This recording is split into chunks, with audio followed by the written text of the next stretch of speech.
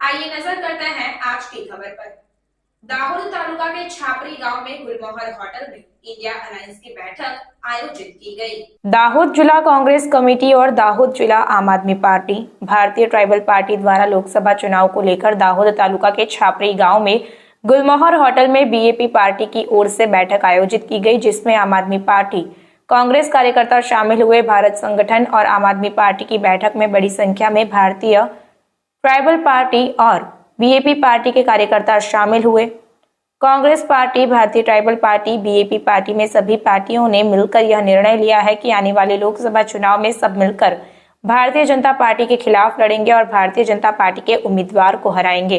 और आने वाले लोकसभा चुनाव में भारतीय जनता पार्टी को छोड़कर सभी पार्टी के कार्यकर्ता आए हैं। बैठक में लोकसभा चुनाव में प्रत्याशी को जिताने के लिए एक साथ विचार विमर्श भी किया गया। એ પછી પાછી વિધાનસભા આવે છે। વિધાનસભામાં બી સવા વર્ષ દોઢ વર્ષ જેવું થઈ ગયું છે અને 6 મહિના પહેલા ચૂંટણીની તૈયારીઓ ચાલુ થઈ જાય છે। એટલે વિધાનસભા માટે બી આપણે આમ ગણીએ તો 3 વર્ષ બાકી છે, ખાલી 3 વર્ષ। આ લોકસભાની ચૂંટણી પછી 1 વર્ષની અંદર તાલુકા પંચાયત અને જિલ્લા પંચાયતની ચૂંટણી આવી જશે।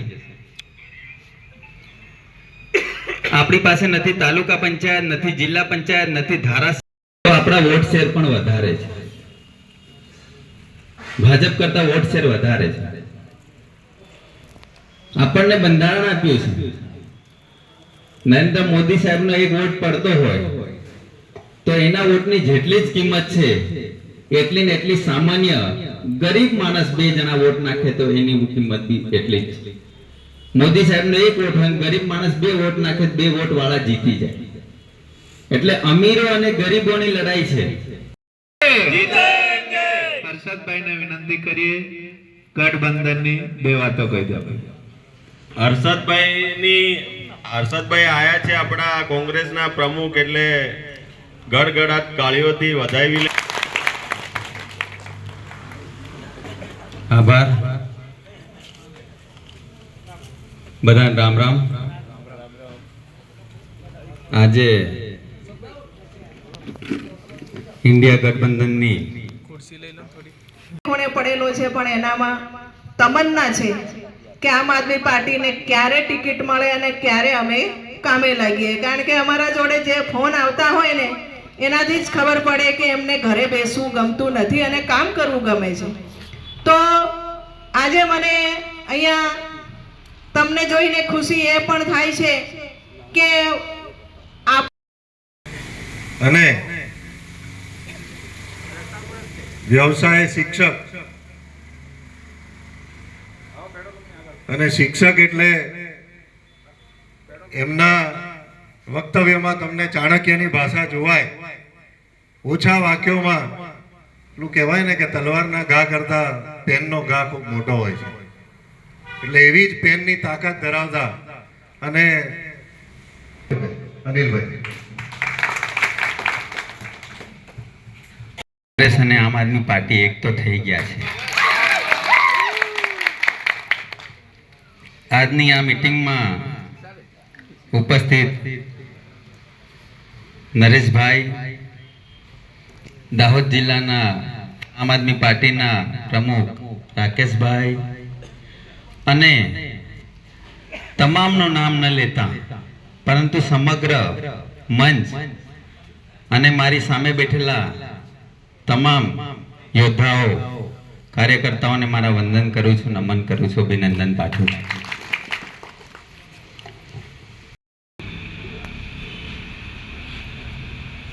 મંચસ્થ મહાનુભાવો, આમ આદમી પાર્ટીના ક્રાંતિકારી કાર્યકર્તાઓ, બહેનો અને પધારેલા મહેમાનો, હું આમ આદમી પાર્ટી અને વસંતભાઈ તરફથી જય જોહાર, જય આદિવાસી। હવે હમણાં આપણાને અનિલ સાહેબે કીધું ઘણો ટાઈમ થઈ ગયો, હું પાછો જરીક દેશી બોલ્યો, તમને એમને થાય આ પાછો ક્યાં સરકાવવા માંડ્યો। હમણાં અનિલ પાછે કીધું ઘણો લાંબો સમય થઈ ગયો હે માઇક હાથે, એટલે આમ પણ મારું એવું કહેવું છે કે આપણને લાંબો સમય હિને થઈ જાય, આપણે સતત કાર્ય કરતા હોય તો લાંબો સમય હિને થઈ જાય, ભલે આપણને માઇક ને હવાય. આજ રોજ દાહોદ જિલ્લામાં ગુલમોહર હોટલ પર આમ આદમી પાર્ટીની અને ઇન્ડિયા એલાયન્સની મિટિંગ મળી, જેમાં અમારી આમ આદમી પાર્ટી દ્વારા લોકસભા સીટની માંગણી કરવામાં આવી, તેમજ અમારી આ સીટમાં જે ભ્રષ્ટાચાર થયેલો છે આ ભાજપના ભ્રષ્ટાચારીઓને હરાવવા માટેનું આહવાન કરવામાં આવ્યું અને નજીકના સ્ટેટમાં રાજસ્થાનમાં 450માં બાટલો આપવામાં આવે છે ગેસનો બાટલો, તો અમારી ગુજરાતની બહેનોને પણ મળવી જોઈએ, તેમજ મધ્યપ્રદેશમાં 3000 રૂપિયા બહેનોને આપવામાં આવે છે, તો અમારી ગુજરાતની બહેનોએ શું કર્યું એના માટે અમે ઘરે ઘરે આ મુદ્દા લઈને જવાના છે.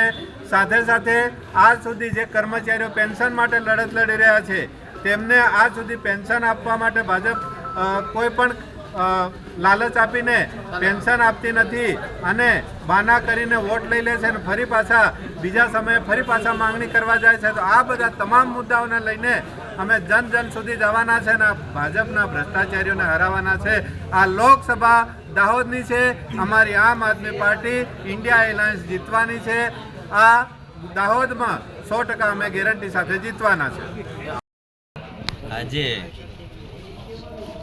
દાહોદ ખાતે ઇન્ડિયા ગઠબંધનની અમે મિટિંગ રાખી હતી, તેમાં સૌ કાર્યકર્તા સાથે મળીને ઉપસ્થિત રહ્યા અને છેલ્લા 35 વર્ષથી આ ભાજપની ભ્રષ્ટાચારી સરકારને ઉખાડી ફેંકવાનો આજે અમે નિર્ણય લીધો છે. આમ આદમી પાર્ટી, કોંગ્રેસ પાર્ટી, બીટીપી, બાપ પાર્ટી સૌ સાથે મળીને અમે નિર્ણય લીધો છે કે આ ભાજપની ભ્રષ્ટાચારી પાર્ટીને 2019માં અમે સૌ સાથે મળીને ઉખાડી ફેંકવાના છે. એટલે સાથે મળીને અમે લોકસભાની તૈયારી કરી રહ્યા છે. સીટ ચાહે આમ આદમી ફાળે આવે, કોંગ્રેસને ફાળે આવે, પણ સૌ સાથે મળી કાર્યકર્તાઓ સૌ સાથે મળીને અમારો લોકસભાનો ઉમેદવાર જીતાડીએ એવો આજે અમે સૌ સાથે મળી નિર્ણય લઈ અને આજે અમે આ ગઠબંધનની મિટિંગ સાથે કરી.